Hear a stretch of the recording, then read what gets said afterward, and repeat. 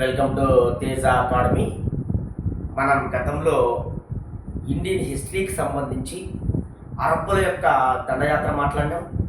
అరబ్బుల తర్వాత మనము తురుష్కుల యొక్క దండయాత్ర గురించి మాట్లాడడం జరిగింది.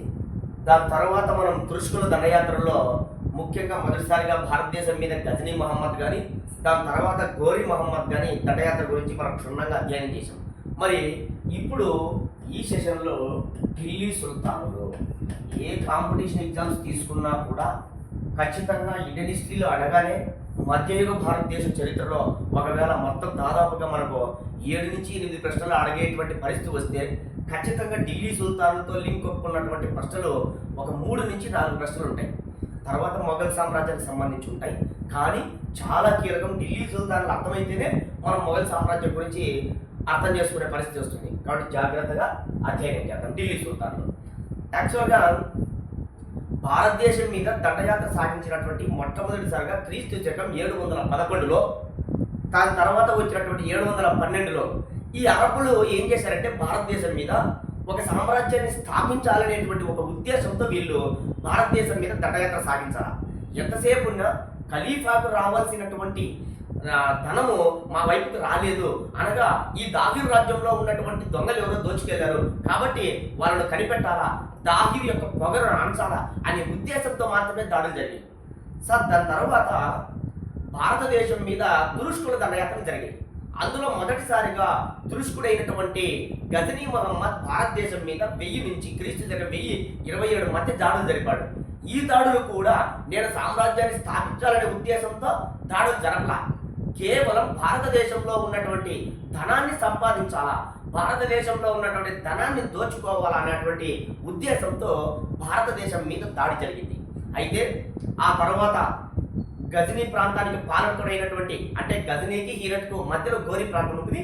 ఈ గోరీ ప్రాంతాన్ని కూడా గజనీ ప్రాంతాన్ని కూడా ఆక్రమించుకుంటాడు గోరీ మహమ్మద్. ఈ భారతదేశం మీదకి ఈ గోరీ మహమ్మద్ పాలనా కాలంలో ఎలాగైనా సరే భారతదేశంలో ఒక సామ్రాజ్యాన్ని స్థాపించాలా, వాటితో పాటుగా ఇస్లాం మతాన్ని వ్యాప్తి చేయాలా అనేటువంటి ఒక ఉద్దేశంతో మొదటిసారిగా భారతదేశం మీద దాడులు జరిగాయి. అనగా భారతదేశంలో సామ్రాజ్యాన్ని స్థాపించిన వాళ్ళు ఎవరు? తురుష్కులు. ఇది బ్రెయిన్లో ఫిట్ చేశారు. సార్ భారతదేశంలో సామ్రాజ్య స్థాపకులు ఎవరు? తురుష్కులు. రేపు స్టేట్మెంట్ అడుగుతాడు, భారతదేశంలో సామ్రాజ్యాన్ని స్థాపించింది అరబ్బులు మొదటిసారిగా అంటాడు. అరబ్బులు కాదు, వాళ్ళు కేవలం దాహిర్ మీద మాత్రమే పడి దాడులు జరపడం జరిగింది. కానీ తురుష్క సామ్రాజ్యానికి సంబంధించినటువంటి గోరీ మహమ్మద్ మొదటిసారిగా గోరీ మహమ్మద్ పాలనా కాలంలో భారతదేశంలో సామ్రాజ్య స్థాపనకు పునాదులు పడ్డాయి. సార్ ఇక్కడ ఒకసారి గోరీ మహమ్మద్ గురించి మాట్లాడడం. సార్ 1206వ సంవత్సరం గోరీ మహమ్మద్ ఏమైందంటే, సార్ మనం ఆల్రెడీ మాట్లాడుకున్నాం, గోరీ మహమ్మద్ దాడుల్లో ప్రధానమైన దాడులు పృథ్వీరాజ్ చౌహాన్ మీద దాడులు జరిగాయి. దాన్నే మొదటి 2వ తరాన్ని యుద్ధం మనం మాట్లాడుకోవడం జరిగింది. ఈ 1206వ సంవత్సరంలో ఈ గోరీ మహమ్మద్ అనేవాడు భారతదేశం నుంచి వెనుదిరిగే క్రమంలో కక్కోర్లు అనేటువంటి తెగ వాళ్ళతో అనేటువంటి ఒక ఆటవిక తెగతో పోరాడుతూ చనిపోవడం జరిగిందని మాట్లాడుకున్నాం. ఈ విధంగా జయించినటువంటి ప్రాంతాలన్నింటినీ ఏం చేశాడంటే ఆయన 3 సేనానులకు అప్పచెప్పడం జరిగింది. అందులో ఒక వ్యక్తి ఎవరంటే Qutubuddin Aibak. Very very very important, Qutubuddin Aibak. Sir Qutubuddin యాక్చువల్గా ఆయన పేరు కుతుబుద్దీన్, ఐబక్ అనేది వాళ్ళ తెగ పేరు. సరే, ఈ కుతుబుద్దీన్ ఐబక్ అనేవాడిని ఏం చేశాడంటే, ఒరే నువ్వు ఢిల్లీని, ఒరే నువ్వు లాహోర్ను, అజ్మీర్ను, ఇట్లా భారతదేశ ప్రాంతాలకు నువ్వు హెడ్గా ఉండరని ఈ కుతుబుద్దీన్ ఐబక్ను చెప్పి పోయినాడు. సరే, అదేవిధంగా వాయువ్య ప్రాంతంలో అనగా ప్రస్తుత పాకిస్తాన్ పైన ఉన్నటువంటి ఈ ప్రాంతాన్ని ఏం చేసిందంటే నజీరుద్దీన్ కుబాచా, అవసరం లేదు సార్, జస్ట్ గుర్తుపెట్టుకున్నాం, వాడి పేరు అవసరం లేదు, నజీరుద్దీన్ కుబాచా అనేటువంటి వ్యక్తిని అక్కడ వాడిని రాజ ప్రతినిధిగా పెట్టి, ఒరే మీరిద్దరు ఈ ప్రాంతాల్లో ఏం చేస్తారంటే, మీరిద్దరూ ఈ ప్రాంతంలో ఉన్నటువంటి శిస్తులు వసూలు చేసి రాజ ప్రతినిధులుగా ఉండి నాకు ఏం చేస్తారంటే ప్రతి సంవత్సరం శిస్తు కట్టనరా అని వెళ్ళిపోవడం జరిగింది. పోతూ ఆల్రెడీ ఆఫ్ఘనిస్తాన్ దేశంలో గోరీ అనేటువంటి ప్రాంతం వీళ్ళ హెడ్ కదా, ఈ గోరీ అనేటువంటి ప్రాంతానికి వెళ్ళిపోయాడు. అయితే ఆ ప్రాంతంలో ఈ గోరీ దగ్గర ఇంకొక సేనాని ఉన్నాడు. ఒరే నువ్వు నీకు ఏమి ఇవ్వలేదు, నేను భారతదేశ ప్రాంతం కానీ వాయు ప్రాంతాన్ని కానీ వాళ్ళిద్దరు సేనాలకి ఇచ్చాను, నువ్వేం చేస్తావంటే నా దగ్గరే ఉండి నువ్వు ఈ ప్రాంతాన్ని రాజప్రతినిధిగా ఉండరా అని చెప్పి ఆయన పేరు సార్ మనకు అవసరమైతే వీళ్ళందరూ తాజుద్దీన్ యాల్డజ్. సార్ ఈయన గుర్తుపెట్టుకోండి, తాజుద్దీన్ యాల్డజ్. తాజుద్దీన్ యాల్డజ్ అనే వ్యక్తిని ఏం చేశాడంటే గోరి ప్రాంతంలో నువ్వు నా తరపున ఈడ సేనానిగా ఉండరా, రాజప్రతినిధిగా ఉండరా అని చెప్పడం జరిగింది. అయితే 1206వ సంవత్సరంలో మహమ్మద్ గోరి చనిపోవడం జరిగింది. ఎప్పుడైతే చనిపోతానే రాజప్రతినిధులుగా వ్యవహరిస్తున్న వీళ్ళు ముగ్గురు గోరీ ప్రాంతాన్నేమో ఇక నుంచి ఈ గోరీ ప్రాంతానికి హెడ్ నేనే అని తాజుద్దీన్ యాల్డజ్ అనేవాడు రాజుగా ప్రకటించుకున్నాడు. నజీరుద్దీన్ కుబాచా అనేవాడు వావ్య భారతదేశంలో ఇక నుంచి ఈ ప్రాంతానికి నేనే హెడ్ అని ప్రకటించుకున్నాడు.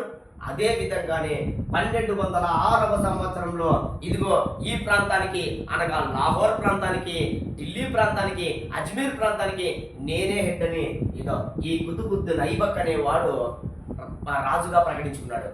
ఈ విధంగా మహమ్మద్ గోరీ చనిపోయిన తర్వాత ముగ్గురు సేనానులు 3 ప్రాంతాలలో వాళ్ళు రాజులుగా ప్రకటించుకోవడం జరిగింది. ఆ విధంగా మన భారతదేశంలో మొదటిసారిగా ఢిల్లీ సామ్రాజ్యాన్ని స్థాపించినటువంటి ఒక తురుష్క సేనాని, ఒక తురుష్క రాజుగా ఎవరిని ప్రకటిస్తారంటే కుతుబుద్దీన్ ఐబక్. సార్ ఈ కుతుబుద్దీన్ ఐబక్ అనేవాడు గోరీ మహమ్మద్కు ఉన్నటువంటి సేనానుల్లో గొప్ప సేనాని, ఒక సేనాని అని గుర్తుపెట్టుకోండి. ఈ కుతుబుద్దీన్ ఐబక్ అనేవాడు మొదటిసారిగా ఢిల్లీ సామ్రాజ్యాన్ని స్థాపించాడు. మరి ఢిల్లీ సామ్రాజ్యాన్ని ఎంతమంది రాజవంశాలు పరిపాలించారో మాట్లాడుకున్నారు. ఈ విధంగా కుతుబుద్దీన్ ఐబక్ గురించి పక్కన పెడదాం. మరి ఢిల్లీ సామ్రాజ్యాన్ని సార్ వెరీ ఇంపార్టెంట్,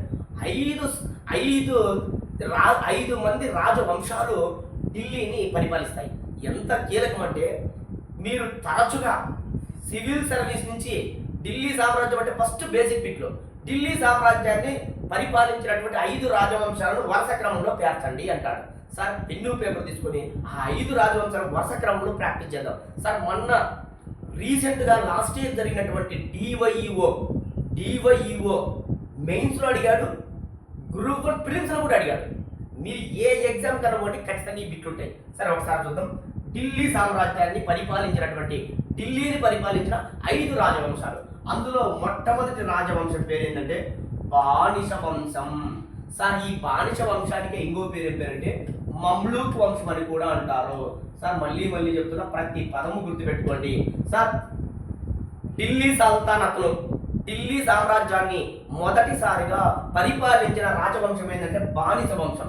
ఈ బానిస వంశానికే ఇంకొక పేరు ఏం పేరంటే మమ్లూక్ వంశము.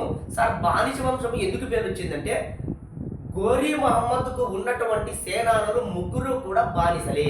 వాళ్ళల్లో ఒక బానిస పేరు ఏం పేరంటే ఒక బానిస పేరు కుతుబుద్దీన్ ఐబక్.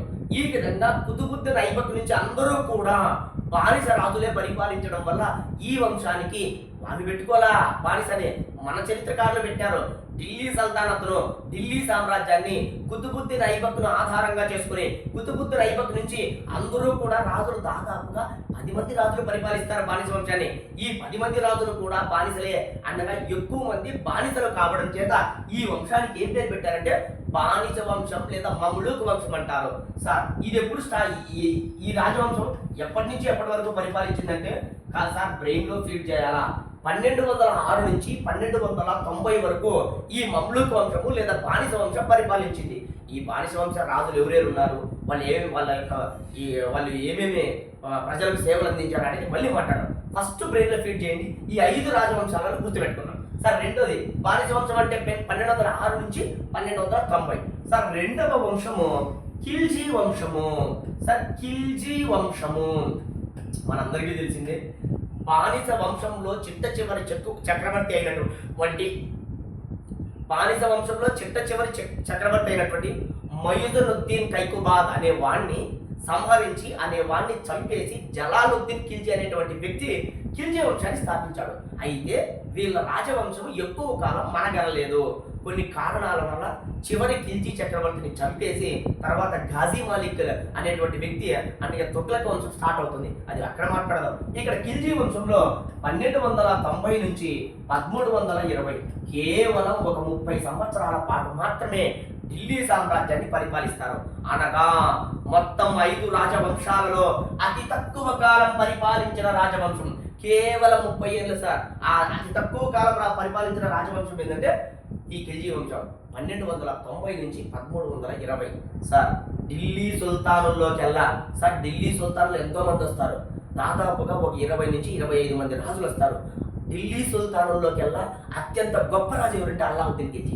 మొత్తం ఢిల్లీ సామ్రాజ్యాన్ని పరిపాలించిన 5 రాజవంశాలలోకెల్లా గొప్ప వ్యక్తి ఎవరంటే అల్లావుద్దీన్ ఖిల్జీ. అదో ఈ తక్కువ కాలం పరిపాలించినటువంటి ఖిల్జీ వంశస్థులో సుప్రసిద్ధుడు, మొత్తం ఢిల్లీ సుల్తానుల్లోకెల్లా సుప్రసిద్ధుడు ఎవరంటే అల్లావుద్దీన్ ఖిల్జీ. గుర్తుపెట్టుకోండి, 1290 నుంచి 1320 వరకు. సరే, ఇక మూడవది తుగ్లక్ వంశము. Very very important. ఈ వంశం కూడా చాలా ఇంపార్టెంట్. రాజధాని మార్పిడి, దాని గురించి క్షుణ్ణంగా అధ్యయనం చేద్దాం.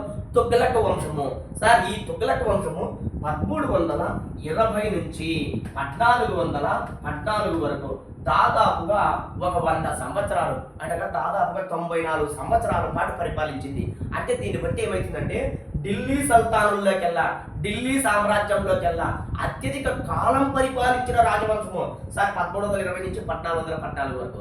సార్, ఈ సంవత్సరాలు మీరు బ్రెయిన్లో ఫీడ్ చేయాల్సిందే. కొన్ని వందల సార్లు ఎగ్జామ్ హాల్లో అడిగారు. మళ్ళీ మళ్ళీ చెప్తున్నా, ఖచ్చితంగా పెన్ను పేపర్ తీసుకొని ప్రాక్టీస్ చేయండి. తుగ్లకులు సార్, జాగ్రత్తగా గుర్తుపెట్టుకున్నాం. తుగ్లక్ వంశము వాళ్ళ యొక్క పరిపాలనా కాలం అనేది అక్కడ క్షుణ్ణంగా అధ్యయనం చేద్దాం. ఫస్ట్ మనం గుర్తుపెట్టుకోవాల్సింది బేసిక్ నాలెడ్జ్ అంటాం. వరుస క్రమం చాలా ఇంపార్టెంట్. చూడండి, మొదటిసారిగా మమ్లుక్ వంశము లేదా బానిస వంశం వచ్చింది, తర్వాత ఖిల్జీ వంశం వచ్చింది, దాని తర్వాత తుగ్లక్ వంశం వచ్చింది. నెక్స్ట్ 4వ వంశము సయ్యద్దులు. తక్కువ కాలం అయినప్పటికీ తరచుగా అడుగుతున్న బిత్తులు 2-3 ఉన్నాయి. సయ్యద్దులో అనగా సయ్యద్ వంశము సార్. ఈ సయ్యద్ వంశము 1414 నుంచి 1451 వరకు పరిపాలించింది. చాలా తక్కువ కాలమే పరిపాలించింది. ఏంటనేది ఆ బిట్ అనేది ఇంపార్టెంట్, చూద్దాం. సయ్యద్ వంశము 1414 నుంచి 1451 వరకు పరిపాలించింది.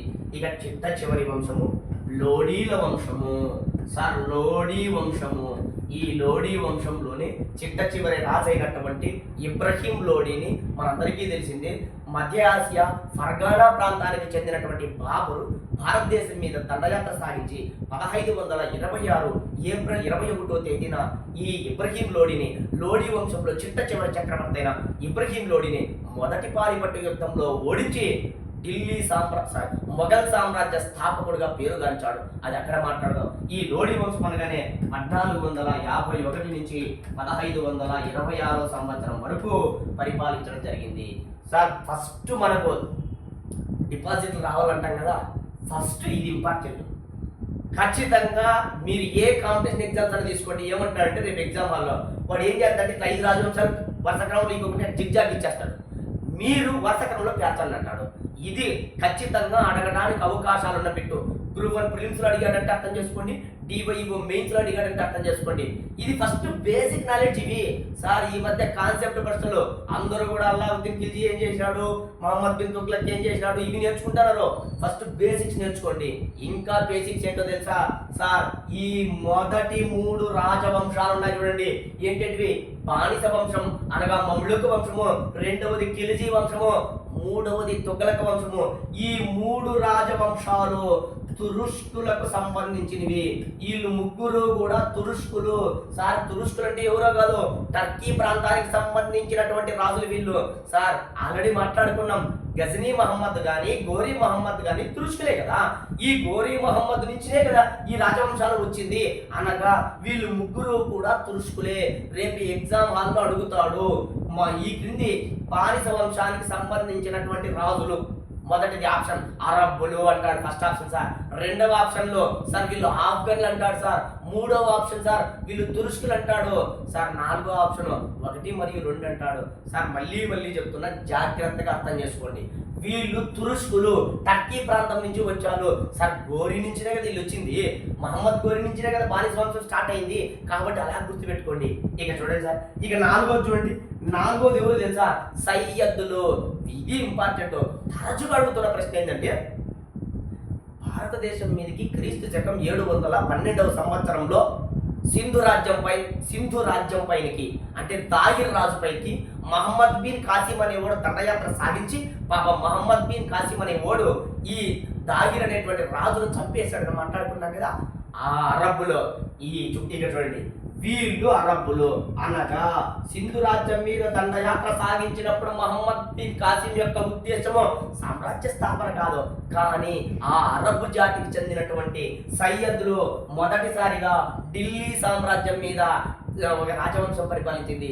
సార్ ఎప్పుడు 3 రాజవంశాల తర్వాత అనగా వీళ్ళు సామ్రాజ్య స్థాపనకు 700 సంవత్సరాలు పట్టింది. సరే ఎట్లా సార్ 700 సంవత్సరాలు అంటే భారతదేశం మీద అరబ్బులో దండయాత్ర, సార్ లేన్పూల్ అనే చరిత్రకారుడు ఫలితం ఇవ్వని దండయాత్రని కూడా మాట్లాడినాం. 712లో భారతదేశం మీద దండయాత్ర సాగిస్తే ఇక్కడ చూడండి 1414 వరకు అరబ్బుల యొక్క సామ్రాజ్యం స్థాపించలేదు. సార్ వీళ్ళు సార్ అంటే వీళ్ళు కూడా ముస్లింలే అంటే ముస్లింలు రకరకాల తెగలు, వాళ్ళల్లో వీళ్ళు తురుష్కులు, ఇదో వీళ్ళు అరబ్బులు. వెరీ వెరీ ఇంపార్టెంట్, బాగా బ్రెయిన్లో ఫీడ్ చేయాలి, బాగా గుర్తుపెట్టుకోవాలి. సార్ ఇక లాస్ట్ వన్ లోడీ అనగానే మీ బ్రెయిన్లో ఫీడ్ చేయండి. వీళ్ళు ఆఫ్ఘన్ జాతికి చెందినటువంటి వాళ్ళు. సార్ మనందరికీ తెలిసిందే, లోడీ వంశంలో బహలాల్ ఖాన్ లోడీ అనేవాడు మొదటి రాజు, సికిందర్ లోడీ అనేవాడు రెండవ రాజు, ఇబ్రహీం లోడీ అనేవాడు మూడవ రాజు. వీళ్ళ ముగ్గురు కూడా ఆఫ్ఘన్లు. మీరు మొఘల్ సామ్రాజ్య చరిత్ర చదువుకునేటప్పుడు హుమయూన్ పాలనా కాలం 10 సంవత్సరాల తర్వాత అనగా 1530 నుంచి 1540 తర్వాత భారతదేశాన్ని 15 సంవత్సరాల పాటు సూర్యవంశం పరిపాలించింది. సార్ సూర్యవంశంలో సుప్రసిద్ధుడు షేర్షా సూరి, ఆ సూర్యవంశం కూడా ఆఫ్ఘన్లే. అక్కడ వచ్చినప్పుడు గుర్తుపెట్టుకోండి మీరు, ఆఫ్ఘన్లు అనగానే లోడీ వంశం గుర్తుకు రావాలా? ఎందుకో తెలుసా? ఒరే మా లోడీ సామ్రాజ్యానికి సంబంధించినటువంటి ఇబ్రహీం లోడీని మీరు చంపేశారు, మీరు ఓడించారు. ఒరే మీ మొఘలులను కూడా మేము ఓడించి ఢిల్లీ సామ్రాజ్యం మీద మా ఆఫ్ఘన్ల యొక్క సామ్రాజ్యం మళ్ళీ స్థాపించాలని షేర్షా సూరి కలలు కన్నాడు. అందులో భాగంగానే బాబర్ కుమారుడైనటువంటి హుమయూన్ను ఓడించడం జరిగింది. ఓడించి ఆ ఢిల్లీ సామ్రాజ్యాన్ని ఢిల్లీ కేంద్రాన్ని ఆధారంగా చేసుకుని మొఘల్ సామ్రాజ్య పాలనలో పారద్రోలి జస్ట్ 15 సంవత్సరాల పాటు సార్ మళ్ళీ ఢిల్లీ సామ్రాజ్యాన్ని షేర్షా సూరి వంశస్థులు పరిపాలించడం జరిగింది. అది అక్కడ అధ్యయనం చేద్దాం. ఇది బ్రెయిన్లో ఫీడ్ చేయండి, ఇది బేసిక్ నాలెడ్జ్. మీరు బట్టి పట్టద్దండి, దయచేసి చెప్తున్నా. ఈ 3 వచ్చి తురుష్కులు గుర్తుపెట్టుకోండి, ఈ సయ్యద్లు అనేవాళ్ళు అరబ్బులు గుర్తుపెట్టుకోండి, ఈ లోడీలు అనేవాళ్ళు ఆఫ్ఘన్లు గుర్తుపెట్టుకోండి. పెన్ను పేపర్ తీసుకొని ప్రాక్టీస్ చేస్తే వస్తాయి సార్. మొన్న అడిగినటువంటి ప్రశ్న జిగ్జాగ్ అడుగుతాడు సార్, సంవత్సరాలు కూడా మర్చిపోద్దండి, ఖచ్చితంగా బ్రెయిన్లో ఫీడ్ చేయాల్సిందే. ఎంత ఇంపార్టెంట్ అంటే అంత ఇంపార్టెంట్. మళ్ళీ చెప్తున్నా, బాగా జాగ్రత్తగా అధ్యయనం చేయండి. సరే నెక్స్ట్, ఇప్పుడు మరి మొదటి రాజవంశమైనటువంటి బానిస వంశం లేదా మమ్లూక్ వంశం గురించి మాట్లాడదాం సార్. ఈ వంశంలో ఉన్న సుప్రసిద్ధ చక్రవర్తులు ఎవరు, వాటి గురించి క్షుణ్ణంగా అధ్యయనం చేద్దాం సార్. ముందుగా ఇప్పుడే మాట్లాడినాం, మమ్లూక్ అంటే అర్థం ఏంటంటే, టర్కీ భాషలో మమ్లూక్ అంటే అర్థం ఏంటంటే బానిస అని అర్థం.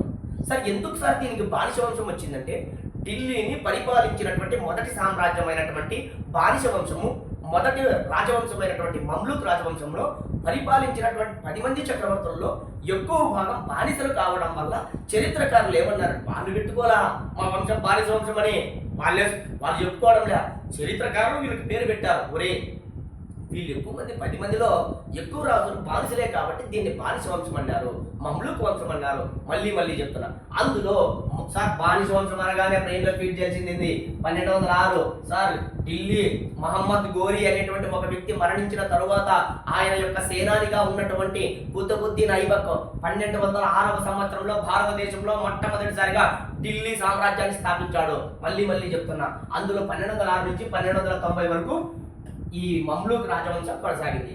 అందులో మొట్టమొదటి వ్యక్తి కుతుబుద్దీన్ ఐబక్. ఈయన గురించి తరచుగా అడుగుతున్న ప్రశ్నలు ఏందో ఒకసారి జాగ్రత్తగా విన్నాం సార్. ఈయన గురించి ఎన్నో కాంపిటీషన్ ఎగ్జామ్స్లో ఎన్నోసార్లు అడిగింటాడు సార్. మళ్ళీ చెప్తున్నా, ఏ సబ్జెక్ట్ కూడా బట్టి పట్టద్దండి, సబ్జెక్ట్ను అర్థం చేసుకోండి, 1కి 2 సార్లు చదవండి సార్. కుతుబుద్దీన్ ఐబక్ ఫస్ట్ బ్రెయిన్లో ఫిట్ చేసింది ఏంటంటే, అసలు కుతుబుద్దీన్ ఐబక్ పాలనా కాలం ఎంత, ఇది కూడా గుర్తు పెట్టుకోవాల్సిందే. ఒకటే రోజుకి రాదు సార్ సబ్జెక్టు, 2-3 సార్లు చదివితే వస్తుంది. 1206వ సంవత్సరం నుంచి 1210వ సంవత్సరం అనగా 4 సంవత్సరాల కాలం మాత్రమే భారతదేశంలో ఈ కుతుబుద్దీన్ ఐబక్ అనేటువంటి వ్యక్తి పరిపాలించడం జరిగింది. కుతుబుద్దీన్ ఐబక్ అనగానే మనం బ్రెయిన్లో ఫీడ్ చేయాల్సింది ఏంటంటే 1206 నుంచి 1210 సంవత్సరం. సరే, ఈ కుతుబుద్దీన్ ఐబక్ అనేవాడు గోరీ మహమ్మద్ సేనానుల్లో గొప్ప వ్యక్తి. సార్ 1191వ సంవత్సరంలో మొదటి తరైన యుద్ధము లేదా మొదటి స్థానేశ్వరి యుద్ధంలో పృథ్వీరాజ్ చౌహాన్ గెలుపొందడం జరిగింది. ఎందుకు గెలుపొందడం తెలుసా? మహమ్మద్ గోరీ దగ్గర ఈ కుతుబుద్దీన్ ఐబక్ అనేటువంటి ఒక సేనాని లేడు. ఎప్పుడైతే ఈ మహమ్మద్ గోరీ ఓడిపోతాడో వెంటనే మన టర్కీ ప్రాంతములు అక్కడి నుంచి టర్కీ బానిస అయినటువంటి ఈ కుతుబుద్దీన్ ఐబక్ను వెంట తీసుకుని వస్తాడు. వచ్చి రెండవ తరైన యుద్ధము లేదా రెండవ స్థానేశ్వరి యుద్ధంలో పృథ్వీరాజ్ చౌహాన్ ఓడించడం జరిగింది. సార్, ఈ గ్రంథం చూడండి, ఇదంతా కూడా ఒక గ్రంథంలో చెప్పడం జరుగుతుంది. దాని పేరు ఏం పేరు అంటే, ఆ గ్రంథం పేరు పృథ్వీరాజ్ రాసో. సార్, పృథ్వీరాజ్ రాసో అనేటువంటి ఒక గ్రంథంలో చెప్పడం జరుగుతుంది. యాక్చువల్గా మొదటి తరైన యుద్ధంలో ఓడిపోవడం జరిగింది మహమ్మద్ గోరీ, కానీ రెండవ తరైన యుద్ధంలో కుతుబుద్దీన్ ఐబక్ వల్లే గెలిచాడు. ఇదంతా కూడా పృథ్వీరాజ్ రాసో అనేటువంటి ఒక గ్రంథంలో చెప్తుంది. సార్, ఈ పృథ్వీరాజ్ రాసో గ్రంథాన్ని ఎవరు రచించారంటే చాంద్ బర్దాయ్. ఇది కూడా కొన్ని వందల సార్లు ఎగ్జామ్ అడిగింటాడు. చాంద్ బర్దాయ్ అనేటువంటి వ్యక్తి ఆ తరువాత కాలంలో, ముఖ్యంగా అల్లావుద్దీన్ ఖిల్జీ పాలనా కాలంలో ఈ చాంద్ బర్దాయ్ అనేటువంటి, అంటే ఆయన ఆస్థానంలో లేడు, ఆయన పాలనా కాలం అంటున్నామంటే, ఈ చాంద్ బర్దాయ్ అనేటువంటి వ్యక్తి ఏం చేశాడంటే పృథ్వీరాజ్ రాసో అనేటువంటి ఒక గ్రంథాన్ని రచించడం జరిగింది. సార్, ఈ పృథ్వీరాజ్ రాసో అనే గ్రంథం ఏందో తెలుసా? హిందీలో రచించిన గ్రంథము పృథ్వీరాజ్ రాసో. సార్, భారతదేశంలో హిందీలో రచించబడిన మొట్టమొదటి గ్రంథం ఏంటంటే పృథ్వీరాజ్ రాసో. పృథ్వీరాజ్ చౌహాన్ గురించి క్షుణ్ణంగా తెలియజేస్తున్న గ్రంథం పృథ్వీరాజ్ రాసో. ఏ భాషా గ్రంథం? హిందీ భాషా గ్రంథం. సార్, ఎవరు రచించారు? చాంద్ బర్దాయ్. ఈ విధంగా పృథ్వీరాజ్ చౌహాన్ రెండవ తరైన యుద్ధంలో కుతుబుద్దీన్ ఐబక్ వల్ల, మహమ్మద్ గోరీ సేనానుల్లో గొప్పవాడైన కుతుబుద్దీన్ ఐబక్ వల్ల ఓడిపోవడం జరిగింది అని తెలియజేయడం జరిగింది. సార్, ఈ చాంద్ బర్దాయ్ని గుర్తుపెట్టుకోండి, పృథ్వీరాజ్ రాసోను గుర్తుపెట్టుకోండి, హిందీ భాషా గ్రంథం అని గుర్తుపెట్టుకోండి. ఇప్పుడు కుతుబుద్దీన్ ఐబక్. సార్, ఫస్ట్ ఈయన ఒక బానిస, తురుష్క బానిసే, అనగా టర్కీ ప్రాంతమే. టర్కీ ప్రాంతంలో ఉన్నటువంటి ఈయన్ను ఒక ఖాజీ చేత, సార్ ఖాజీ అంటే మత పెద్ద, ఒక మత పెద్ద ద్వారా ఈ మహమ్మద్ గోరీ దగ్గరికి వచ్చాడు. ఈయన ఈ మహమ్మద్ గోరీ దగ్గరికి వస్తే ఈ కుతుబుద్దీన్ ఐబక్, అందులో ఈ ఐబక్ అంటే ఏందో తెలుసా? చంద్రునికి ప్రభువు. చంద్రునికి ప్రభువు. సార్, ఐబక్ తెగకు చెందినటువంటివి, ఇది కూడా గుర్తుపెట్టుకోవాలి. సార్, కుతుబుద్దీన్ ఐబక్. ఐబక్ అంటే ఆయన పూర్తి పేరు కదా, వాళ్ళ వంశం, వాళ్ళ తెగ పేరు. అసలు ఐబక్ అంటే ఏంది? చంద్రుడికి ప్రభువు. అంటే చంద్రుడికి నేను ఒక రాజు లాంటి వాడిని, చంద్రుడికి ప్రభువు అంటారు ఐబక్ అంటే అర్థం. ఈ కుతుబుద్దీన్ ఐబక్ అనేవాడు మహమ్మద్ గోరీ 1206వ సంవత్సరంలో చనిపోతానే, సార్ వెరీ ఇంపార్టెంట్, లాహోర్ను కేంద్రంగా చేసుకుని, వెరీ వెరీ వెరీ ఇంపార్టెంట్, బ్రెయిన్లో ఫీడ్ చేయాలా. మొట్టమొదటిసారిగా లాహోర్ను కేంద్రంగా చేసుకుని ఢిల్లీ సామ్రాజ్యాన్ని స్థాపించాడు. అందరూ కూడా ఏమనుకుంటారంటే ఢిల్లీ సామ్రాజ్యం అంట అనగానే మొదటిసారిగా ఈ ఢిల్లీ సామ్రాజ్యానికి రాజధాని ఢిల్లీ అనుకుంటారు.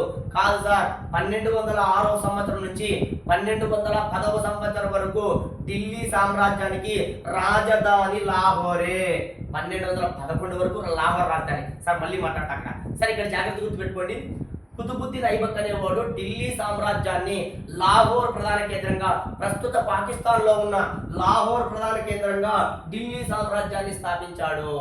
లాహోర్ ను ప్రధాన కేంద్రం. సార్, లాహోర్ నుంచి రాజధాని మార్పిడి ఎవరి పాలనా కాలం వచ్చిందో మళ్ళీ మాట్లాడతా. ఇక్కడ గుర్తుపెట్టుకోండి, కుతుబుద్దీన్ ఐబక్. ఐబక్ అంటే చంద్రుడికి ప్రభువు అని అర్థము. కుతుబుద్దీన్ ఐబక్ అనేవాడు మహమ్మద్ గోరీకి ఒక సేనాని, ఒక గొప్ప సేనాని. వీడు ఏం చేశాడంటే 1206వ సంవత్సరంలో మన లాహోర్ ప్రాంతాన్ని కేంద్రంగా చేసుకుని ఢిల్లీ సామ్రాజ్యాన్ని స్థాపించడం జరిగింది. మరి ఈయన పాలనా కాలంలో ఏమైనా జరిగాయంటే, సార్ జాగ్రత్తగా విన్నాం. 1208వ సంవత్సరంలో ఏం చేశాడంటే 1208వ సంవత్సరంలో ఏం చేశాడంటే తాజుద్దీన్ యాల్డస్ అనే వ్యక్తి గురించి మాట్లాడారు. సార్, గుర్తు పెట్టుకోవాలన్నా, ఈ తాజుద్దీన్ యాల్డస్ అంటే ఎవరు? మహమ్మద్ గోరీ యొక్క సేనానుల్లో ఒక సేనాని తాజుద్దీన్ యాల్డస్. సార్, చెప్పిన నజీరుద్దీన్ కుబాజా అనేవాడు వాయువ్య భారతదేశాన్ని, లాహోర్ను, ఢిల్లీని, అజ్మీర్ను మన కుతుబుద్దీన్ ఐబక్ను, సార్ మహమ్మద్ గోరి దగ్గరే పెట్టుకున్నాడు వాడు తాజుద్దీన్ యాల్డస్. ఎప్పుడైతే మహమ్మద్ గోరి చనిపోతానే ఈ తాజుద్దీన్ యాల్డస్ అనేవాడు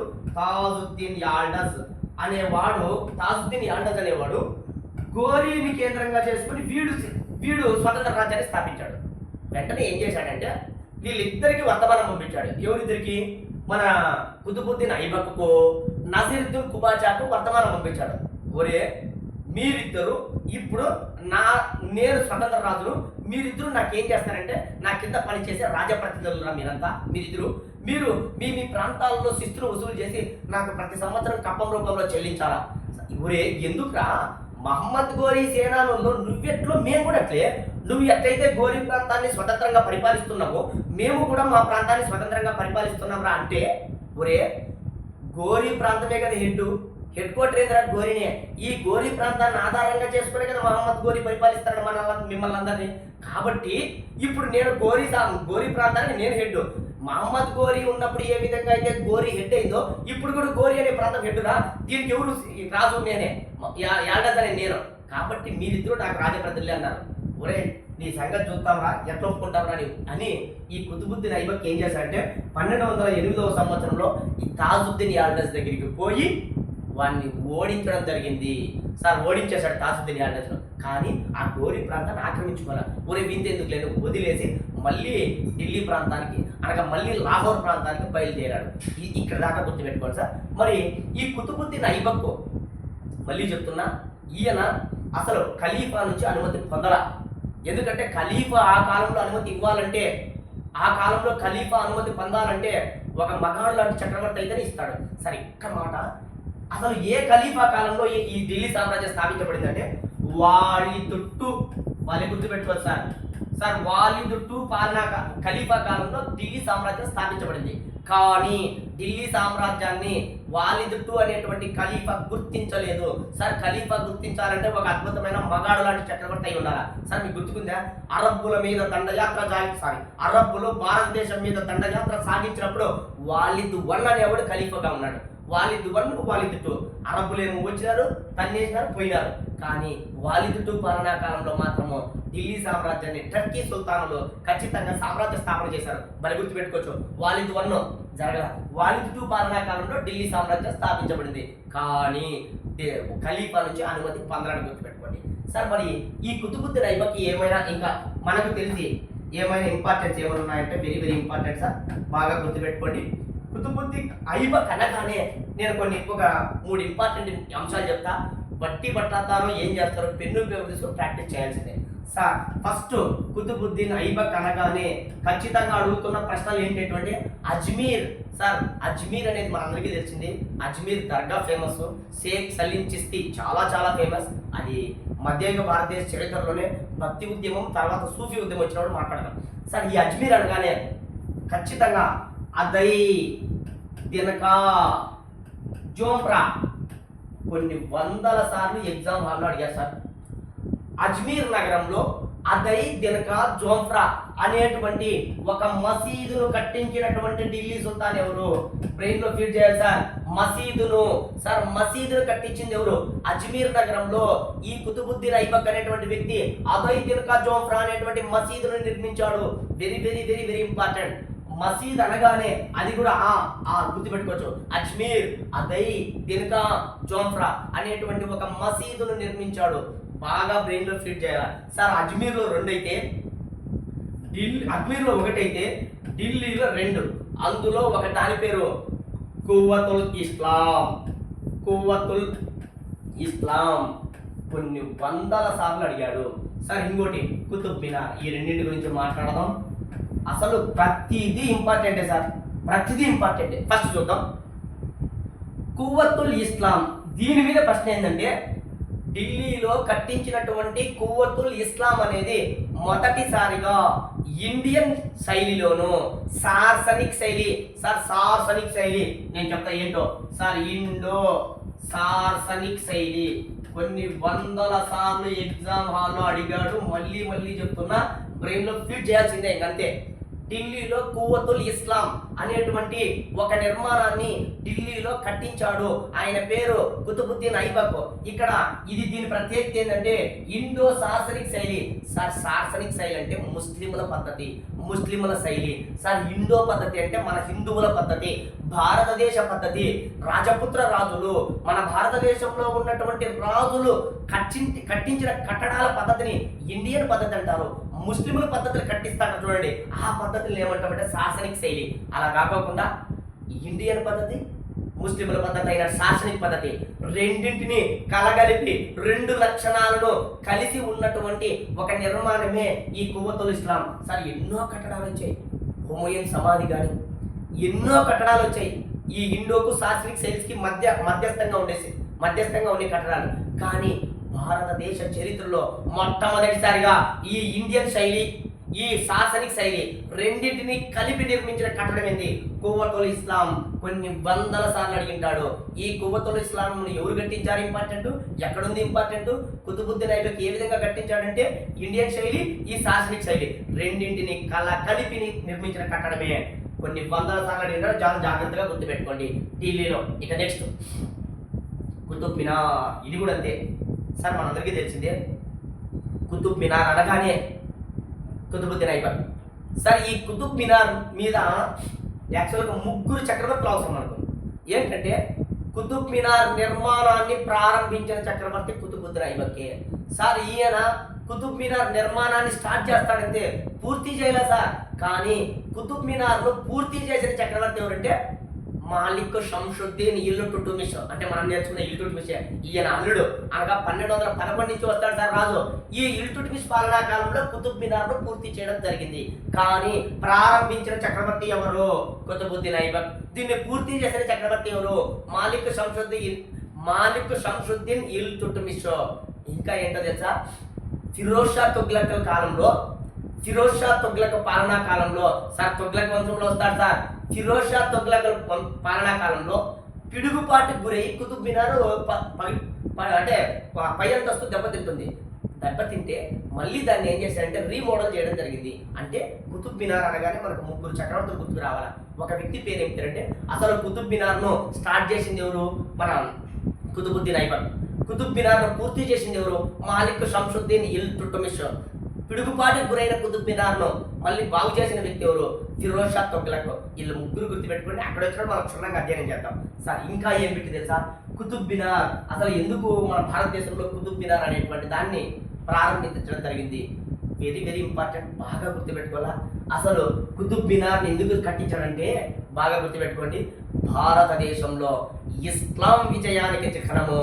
సార్ కొన్ని వందల సార్లు అడిగాడు, భారతదేశంలో ఇస్లాం విజయానికి చిహ్నము అనగా భారతదేశంలో ఇస్లాం సామ్రాజ్యం స్థాపించాము, నా ద్వారానే స్థాపించారు కాబట్టి దీనికి గుర్తుగా కుతుబ్ మినార్ను నిర్మించాడు. కొంతమంది దాన్ని అనుకుంటాను సార్ కువ్వతుల్ ఇస్లాం ఉంటే దీనే తప్పు సార్. నేను చెప్పిందే కరెక్ట్, కొన్ని పుస్తకాల్లో తప్పు ఉన్నాయి, నేను చెప్పిందే కరెక్ట్, కరెక్షన్ చేసుకోండి. నేను సివిల్ సర్వీస్లో ఉన్నటువంటి కొంతమంది అంటే బాగా పాపులర్ అయిన బుక్స్ను ఆధారంగా చేసుకొని చెప్తున్నాను కాబట్టి గుర్తుపెట్టుకోండి.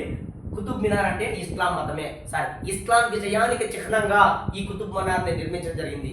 దాని తర్వాత బక్తియార్ కాకి అనేటువంటి వాళ్ళ గురువు మీదనే ఈయన ఈ కట్టడం కట్టించారు. సరే దాని గురించి పక్కన పెడదాం.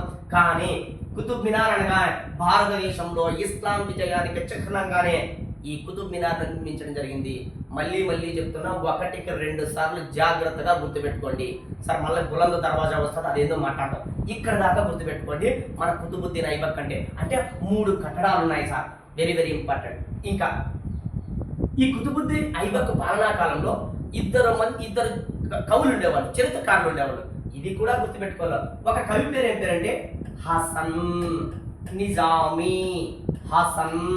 నిజామీ. సార్ ఈయన రచించిన గ్రంథం ఏంటి సార్? హసన్ నిజామీ అనేటువంటి కవి ఒక గ్రంథాన్ని రచించాడు సార్. గ్రంథాన్ని కూడా కొన్ని వందల సార్లు అడిగింటాడు. హసన్ నిజామీ రచించిన గ్రంథం ఏంటంటే తాజుల్ మజర్.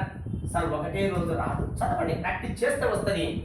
ఎన్నిసార్లు చదివితే సబ్జెక్ట్ వస్తుంది, కానీ సబ్జెక్ట్ నేర్చుకోకుండా పట్టుకొని పోతే మాత్రం మీరు ఎగ్జామ్ హాల్లో తప్పులు చేస్తారు సార్. హసన్ నిజామీ అనేటువంటి ఒక కవి తన రచించిన గ్రంథం ఏంటంటే తాజుల్ మజర్.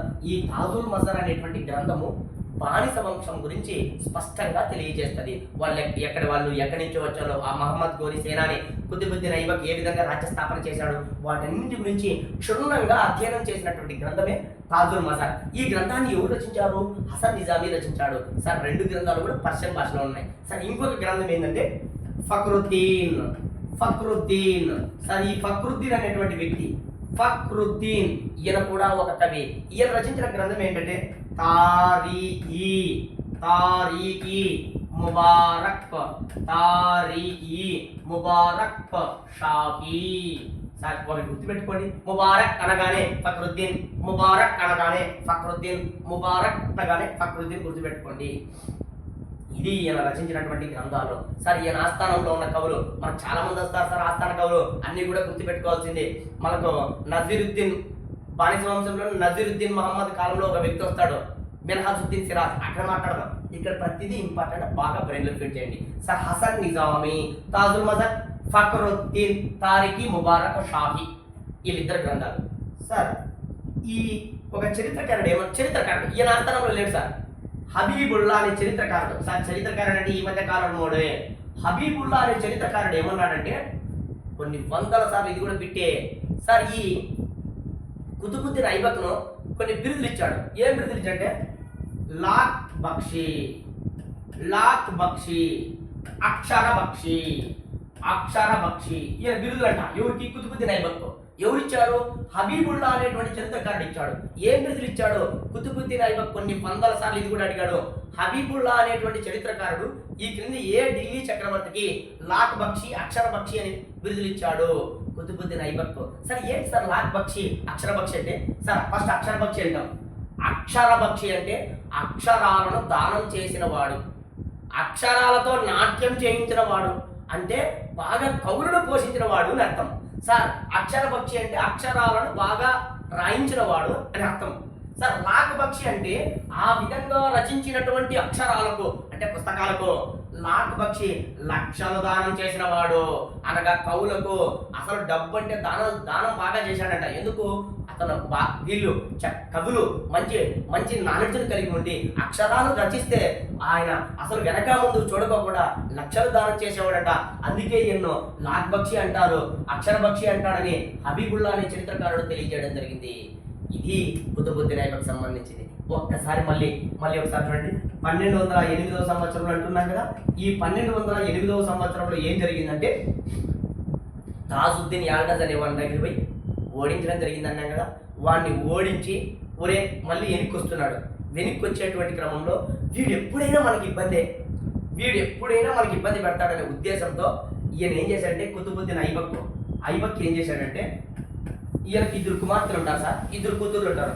అందులో ఒక కూతురుకు యాల్డజ్ ఇచ్చేస్తాడు. యాల్డజ్ ఇచ్చి పెళ్లి చేస్తాడు ఒక కూతుర్ని. ఇంకొక కూతుర్ని ఏం చేస్తాడంటే, ఈయన దగ్గర ఒక బానిస ఉంటాడు సార్. ఈయన దగ్గరే కుతుబుద్దీన్ ఐబక్ దగ్గర ఒక బానిస ఉంటాడు. వాని పేరు మాలిక్ షంషుద్దీన్ ఇల్తుట్మిష్. సార్ మేమంతా ఇల్తుట్మిష్ గుర్తుపెట్టుకున్నాం, మీరు వేరే కొత్త పదం చెప్తారంటే ఖచ్చితంగా గుర్తు పెట్టుకోవాల్సిందే. ప్రతి బిట్టు కేవలమే. మాలిక్ షంషుద్దీన్ ఇల్తుట్మిష్ అనే వానికి ఇంకొక కూతురు నుంచి పెళ్లి చేస్తాడు. సార్ ఈయనకు ఈ కుతుబుద్దీన్ ఐబక్ ఇంకొక చెల్లెలు ఉంటుంది. ఆ చెల్లెలు ఏం చేస్తాడంటే నజీరుద్దీన్ కుబాచాకి ఇచ్చి పెళ్లి చేస్తాడు. నజీరుద్దీన్ కుబాచా. ఏం సార్ వీళ్ళు ముగ్గురికి ఎందుకు ఇచ్చాడు? ఒకరికేమో చెల్లెల్ని ఇచ్చాడు, ఇద్దరికేమో కూతుర్ని ఇచ్చాడు. ఎందుకో తెలుసా? రేపు వీళ్ళందరినీ నేను బంధువులుగా చేసుకుంటే మేలు, లేదంటే నా ఢిల్లీ సామ్రాజ్యాన్ని ఖచ్చితంగా ఎవడో ఒకడు వచ్చి కూలదోస్తాడు.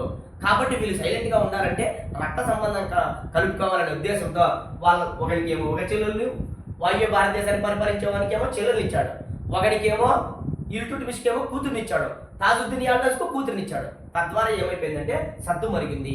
అయితే ఈయన 1210లో ఏమైందంటే, 1210వ సంవత్సరంలో వెరీ వెరీ ఇంపార్టెంట్, కొన్ని వందల సార్లు అడిగాడు చౌగాన్, లేదా దీనికే సార్ పోలో అంటారు. సార్ పోలో అన్నా చౌగాన్ అన్నా ఒకటే. ఏందో కదా సార్, పోలో అంటే ఏంలా, చౌగాన్ అంటే ఏంలా? గుర్రం మీద నిలబడి, మామూలుగా బేస్బాల్ అంటారు, గుర్రం మీద నిలబడి హాకీ స్టిక్ మాదిరిగా ఉంటుంది బేస్బాల్. అది దాన్ని ఏం చేస్తారంటే ఆడుతూ పోతారు. గుర్రం మీద కూర్చొని హాకీ స్టిక్ మాదిరిగా ఉన్న దాంతో ఆట ఆడుతుంటారు. దాన్ని చౌగాన్ లేదా పోలో అంటారు. ఈ చౌగాను లేదా పోలో ఆడుతూ, ఎందుకంటే ఆనాటి కాలంలో ముస్లింలు రకరకాలైనటువంటి క్రీడల్లో పాల్గొనేవాళ్ళు. అందులో ఒక ఆట పేరు చౌగాన్ ఆట లేదా పోలో ఆట. ఈ పోలో ఆట ఆడుతూ ఆయన ఏం చేయాలి, కింద పడడం జరిగిందంట. గాయం పాలైపోయి తలకు పెద్ద బలమైన గాయం అయ్యి చనిపోవడం జరిగిందని చరిత్రకారుల యొక్క అభిప్రాయము. కొన్ని వందల సార్లు అడిగాడు, ఈ క్రింది ఏ చక్రవర్తి చౌగాన్ లేదా పోలో ఆడుతూ మరణించడం జరిగింది. చూడండి, హుమయూన్ అనేటువంటి వ్యక్తి పాపం షేర్ మండీలు అంటే ఆయన యొక్క కట్టించినటువంటి ఒక గ్రంథాలయం మెట్లు నుంచి దిగుతాంటే పాపం పడిపోయి చనిపోవడం జరిగింది. సార్ షేర్ షా సూరి చూడండి, కలంజర్ కోట ఆక్రమణలో వాళ్ళ సైనికులే బాంబులు వేస్తే పాపం చనిపోవడం జరిగింది. ఇక్కడ ఒక్కరు ఒక రకంగా అక్కడ మాట్లాడదాం. ఇదో చౌగాన్ లేదా పోలో ఆడుతూ చనిపోయిన చక్రవర్తి ఎవరు? బాలిస వంశంలో మొట్టమొదటి చక్రవర్తి అయినటువంటి Qutubuddin Aibak. Very very important. నేను చెప్పినవన్నీ కూడా కొన్ని వందల సార్లు ఎగ్జామ్ హాల్లో వచ్చినటువంటివి. మళ్ళీ చెప్తున్నా, చౌగాను పోలో మర్చిపోద్దండి. ఆట ఆడుతూ మరణించాడు మొట్టమొదటి ఢిల్లీ సామ్రాజ్య స్థాపకుడు కుతుబుద్దీన్ ఐబక్. ఐబక్ అంటే చంద్రునికి యొక్క ప్రభువు. సరే, ఈయన పాలనా కాలంలో హబీబుల్లా అని, ఈయన పాలనా కాలంలో ఫక్రుద్దీన్ అనేటువంటి ఒక కవి ఉన్నాడు. Sir Nazeeruddin Hasan, very very important. Hasan Nizami అనేటువంటి ఒక కవి ఉన్నాడు. సార్ ఫక్రుద్దీన్ రచించినటువంటి గ్రంథాన్ని గుర్తుపెట్టుకోండి. తాజుల్ మజర్ హసన్ నిజామీ రచించిన గ్రంథం గుర్తుపెట్టుకోండి. తారీఖీ ముబారక్ షాహీ ఫక్రుద్దీన్. సార్ హబీబుల్లా అనే చరిత్రకారుడు లాక్ బక్షి, అక్షర బక్షి అనేటువంటి బిరుదులు ఇచ్చాడు.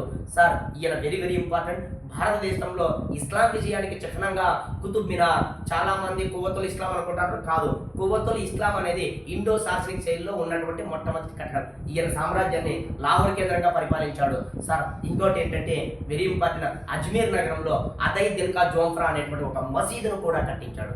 ప్రతిదీ కూడా బిట్టే, జాగ్రత్తగా గుర్తుపెట్టుకోండి. బానిస వంశంలో అడగాలంటే ఒక ముగ్గురు చక్రవర్తులు ఉన్నారు, వాళ్ళ మీదే ప్రశ్నలు ఎక్కువగా ఉంటాయి. మీరు బాగా బ్రెయిన్లో ఫీడ్ చేయండి. Okay, thank you.